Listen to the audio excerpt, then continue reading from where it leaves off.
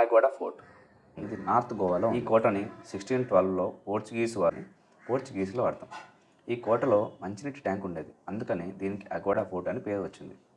దీనికి 2 భాగాలు ఉన్నాయి, ఒకటి అప్పర్ అగ్వాడా, ఇంకోటి లోవర్ అగ్వాడా.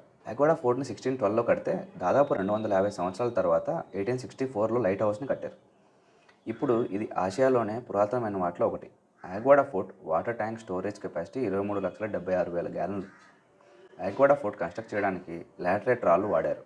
ఈ టైప్ రాళ్ళు గోవాలో సులభంగా లభిస్తాయి, అందుకే వీటిని ఉపయోగించారు. ఈ కోట ఎత్తు 5 మీటర్లు, మందం 1.3 మీటర్లు ఉంటుంది. ఈ కోటని ఇటాలియన్ డిజైనర్ల ఆధారంగా నిర్మించారు. ఈ కోటలో నౌకల కోసం స్పెషల్ రూమ్స్, జైల్, బరకులు మరియు రెసిడెన్షియల్ క్వార్టర్స్ ఉన్నాయి. Aguada fort timings morning 9:30 to evening 6 p.m. వరకు ఓపెన్ చేస్తారు. మొత్తం చూసి ఫొటోస్ దిగడానికి సుమారుగా 2 నుంచి 2.5 గంటలు పడుతుంది.